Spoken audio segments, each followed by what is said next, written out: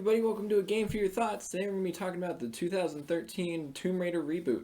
So, to fill some space in between before Youngblood comes out, I decided to tackle on the Tomb Raider series, so we're going to be reviewing the games one by one. And this is our first stop, the 2013 Tomb Raider game called Tomb Raider. So, the Tomb Raider games, you follow Lara Croft. She's an Indiana Jones style action-adventure star.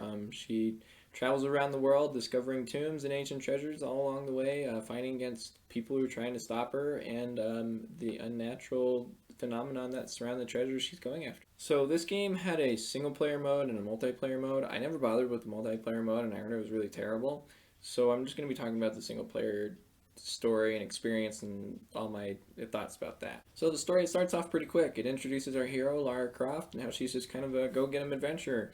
And really quickly, their ship that they're taking to this island in Japan for a adventure exploration journey ends up getting attacked by a storm and crashes, and she gets separated from the group, and she has to just kind of learn how to survive and discover the secrets of the island and fight off against this cult that inhabits the island. So the story of this game, overall, it's not bad. It's not that good either. It's okay. But for a Tomb Raider, I've played several Tomb Raider games, so I kind of knew where to have my expectations.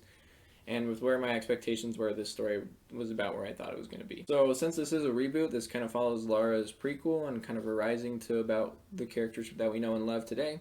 And so this one kind of follows her from being an excited adventurer to becoming a survivor, cold-blooded killer that she is, and the one we know and love. The main motif of this game is survival. I think even the tagline is a survivor is born, which I'm pretty sure it is. But you can see that a lot in this. It just shows her will to survive and how she gets thrown in these different situations and how she adapts to these situations to just survive. And the main point of the story is Lara's development, and you can see that she's in a very different place from the beginning of the game to the end of the game. She's not the same person she was at the beginning, and I really like that. She has a fantastic arc and story and journey. Besides that, the story here doesn't have all that much to offer. There's a lot of other side characters going on, but I honestly can't really remember many of their names, and the bad guy in the main story, I couldn't even tell you who he is. I don't even remember his name. He's not very around very much. But yet again, that's not really the point. The side characters, yes, they're there. They don't get very much development. There's one character, and he has the most development out of all of them combined, but he ends up not even making it to the end of the game, which was fine, but just it was kind of a letdown because it has all these interesting side characters, but you don't really care about them all that much. So all the characters you meet at the beginning of the game, not all of them make it to the end, and these scenes where they don't make it, you don't really feel as you see as Lara's character, she kind of reacts to it, and you're like, oh, that kind of sucks. You can tell that affected her. But me as the player, it's kind of oh, that sucks. All right, on to the next part of the story. You don't really care for these characters and when they die or things like that, and so. Yet again, the whole point of the story is Lara's build-up to this character that we know now. And even at the end of the story, she's not entirely the character that we know her as, and we'll see that later on in the sequel. She finishes that development.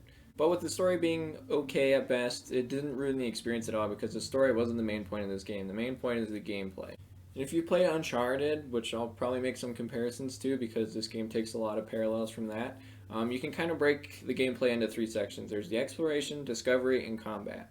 So for exploration, as you go through the story, you're introduced to new environments, and it's up to you to interact with the environment, whether it's solving puzzles or climbing around, trying to get to your next destination. And this was really well done. The environments in this game are so diverse and amazing, and I'll talk about that more later on. But the climbing and the moving around was so well done. If you play on easier difficulties, there's kind of a little bit of a paint trail that kind of leads you along the way. But if you play on the hard mode, then this is all gone. It's just an empty environment, and you have to kind of look a little bit harder to find where you're supposed to go, and I thought this was really well done, and it made it exciting.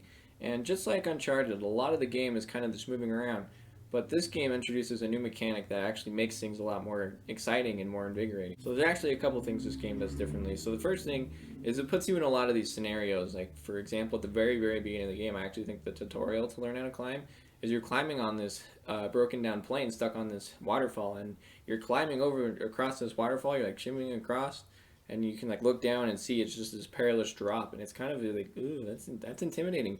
And they do a really good job of that, especially a lot of the times you'll be climbing along and something will break and you have to oh no, and so you have to hurry and push a button to save Lara. And it was all exciting and new and awesome. It was so cool. But the biggest thing this game introduces for the climbing is now you have a climbing axe, and this thing was so much fun. It added so much unique situations to the climbing, because now you could be climbing along some planks and then all of a sudden it's like, oh, where do I have to go? So you have to look around the environment to find these, like, they're pretty obvious walls, but sometimes they're not so obvious, and you have something that can help you out. But you have to jump and push the button at the right time to stab your axe into these walls, and then you can continue climbing on the walls. And it was awesome. It added so much variety to it. So you can get to a certain point and be like, I have nowhere to go, and it's like, but you do. You just have to find it. And most times they're pretty obvious. But yet again, it was fun and it was exciting, and there was a lot of cool like time jumps where she'd be like running from something and have to jump and it like slow mo, and you have to like time the axe just right and peg it into the wall. It was super exciting and cool. Speaking of these cool set pieces, this game has some of the best set pieces in gaming. There's one specific example pretty towards the beginning of the game, but what it is you are like on a linear path and you have to run and dodge. And, I mean, it's most of the time you're kind of just running and cool stuff is happening around you. But also, these are like really exciting. It sounds really lame when I'm talking about it, but when you're playing it, they're really, really cool. It's like the example I said at the beginning of the game is this plane is crashing and you're having to like run away from it, and it's like all super cool.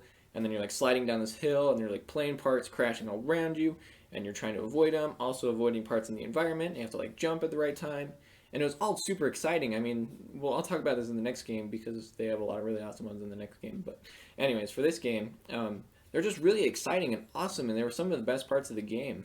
But the best thing was is they were so spread out and so few and far between that they never got like, oh, you're like, oh, here we go again. It's one of these sections. It was like, no, oh, score, it was one of these sections.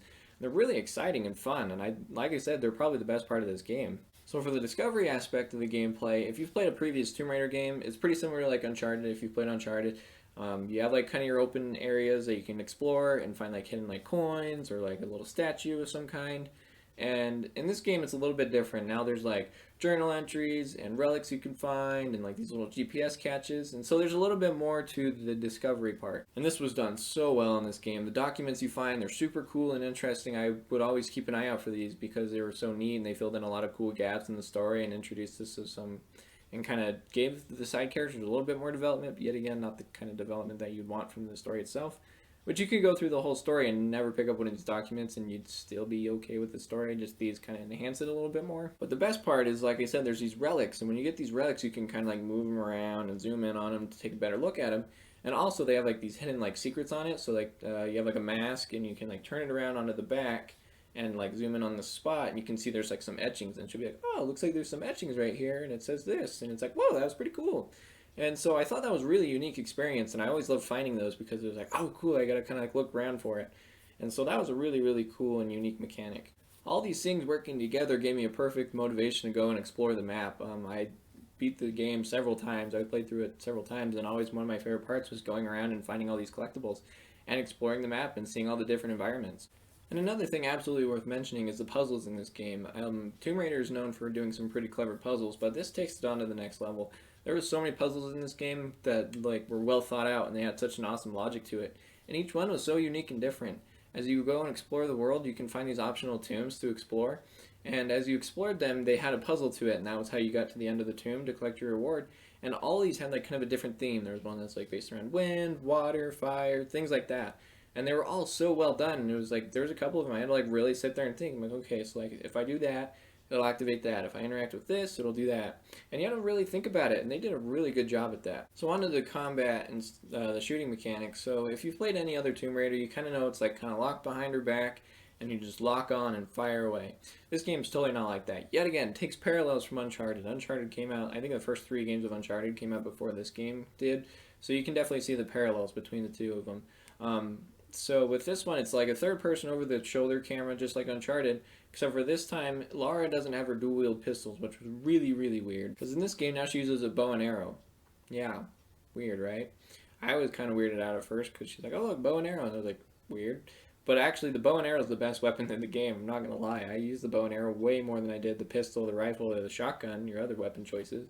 Because it was fun. It actually worked really, really well. I was surprised because it just was kind of weird for Tomb Raider to be like, here's bow and arrow. Like, okay. But I really, really liked the inclusion of the bow. It was unique and different, and also it was a cool inclusion to the game. I thought it was fun, and like I said, I used it way more than I did any of the other weapons. But with the shooting becomes one of my main problems with the game. The enemy AI is so dumb.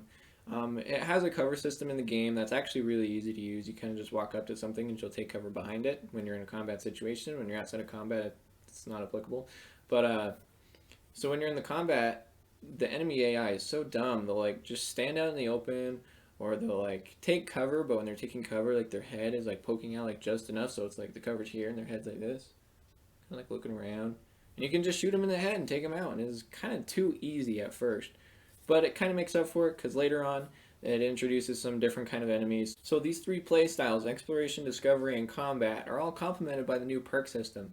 And this was completely new to the Tomb Raider series. I can't think of a Tomb Raider game that has perks like this. But as you complete objectives, kill enemies, or collect resources and collect collectibles, you gain XP. And at a certain point, you get a skill point. You can use these skill points to go into those three categories: exploration, discovery, and combat. And you can use these to enhance your abilities. It made finding collectibles a little bit easier. It made traversal a little bit quicker and made Lara not as likely to slip on something. And then it made the combat easier so that you could take down guys more efficiently or in different ways, or you could take care of the more beefy guys in more efficient and better ways.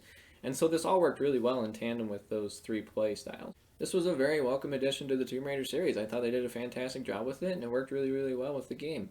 Another new addition they added is the weapon modification system. As you take down enemies and explore around the world and find crates you can break open, you collect salvage, and you can use this salvage and also weapon parts. You find weapon parts too, sorry. So you find salvage and weapon parts, and you can use these together to upgrade your weapons and make them better. All these things together absolutely gave me tons more motivation to explore the world more and discover everything, because I wanted to get all the modification parts to make my guns better. I wanted to find all the collectibles so I could get more XP, so I could use more points and get more skills, and it was all really well done. Now I'm going to get to my graphics and technical section, which this one's a little hard because when the game first came out, this game came out in 2013, so it's 6 years ago. It was a good looking game at the time, and like the environments actually still look well, but we'll get to that in a second. But like the character models and stuff, you can see they're pretty textured and dated. It's not like super dated, but you can tell that it's a 6-year-old game, especially when you compare it to like Grand Theft Auto 5, which still looks good today, and it came out that same year. The environments is where this game shines the most, and there's so much diversity to it. One moment you'll be walking through kind of a lighted forest where there's tons of cool torches and trees, and the lights coming through the trees. It looks awesome. And then all of a sudden you're in a snowy mountain, and that looks really good too. And then you're in a blood-soaked, corpse-ridden cave, and these are just gross and nasty. And like the lighting with candles and torches, it all looked really, really well. And these are easily where the game shines the most in the graphical department. So technically, like crashes, freezes, I didn't have any of that.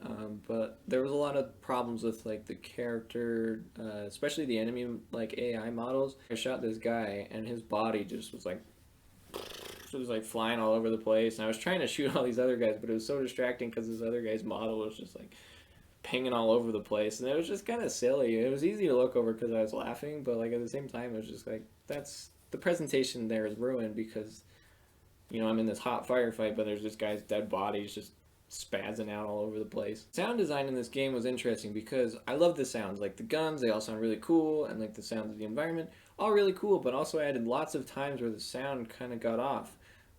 Meaning that like sometimes like gunshots would be like really, really quiet, and then all of a sudden like the next moment they're like super loud, and it was just kind of inconsistent. There's also like one section which this might have been on purpose, but Lara's breathing was like a little exaggerated, and it just kind of seemed out of place and weird.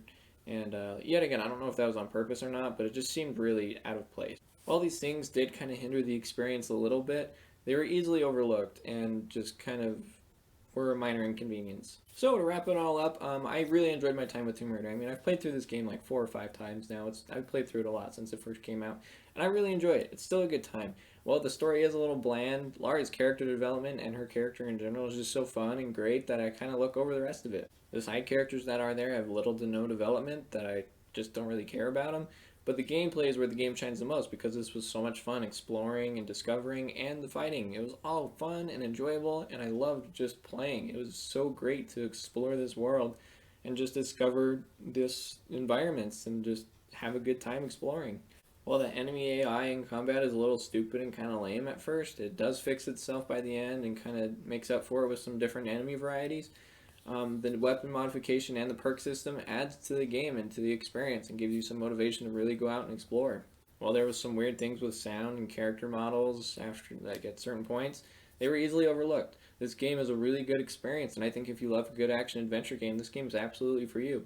If you played Uncharted and really like those games, you're gonna love these ones. They're a little bit more of an adult experience, while still kind of hold some charm to them. Not as charming as Nathan Drake, of course, but Lara Croft is a good character. She holds her own and does it and carries the story. For an overall recommendation, yeah, I'd recommend this game. It's probably not very expensive anymore since it came out a long time ago, and I think there's even an enhanced version on the PlayStation 4 and the Xbox One that'd be probably worth checking out. I haven't played those, so I can't say for sure if a lot of those problems they had are fixed in there. But as an overall recommendation, yeah, check it out. You might love it. And if you do, awesome. You might even like it better than Uncharted and feel motivated to play the next two games, which I will talk about next time on A Game for Your Thoughts. So, once more, thanks again for watching so much. I really appreciate it. So, if you could please share and spread this around, that'd be awesome because this is an older game and it's just kind of not very popular anymore. I'd really appreciate it if you'd put it on your social media or something, kind of help me spread the word. I really appreciate that. So thank you so much. And also check me out on social media. I'm on Twitter and Instagram. Just A Game for Your Thoughts on both of those. Really check those out and just stay updated with my new content. Head over to my website, gameforyourthoughts.com, to check out my written game reviews. Still doing those, and I'm having a great time. These video reviews are nice because they're just kind of easier, especially for you guys, because then you can just sit back and watch me talk instead of having to read. But overall, once more, thank you so much. I'm currently playing through Final Fantasy VI. I'm having a great time with that one. So jump over and check that one out. I think I have like the first 15 or 16 videos out now, and it's been a great experience. So yeah, I've never played that before. So jump in, enjoy it, and yeah, awesome. Stay tuned for Rise of the Tomb Raider next time on A Game for Your Thoughts. Thanks for watching.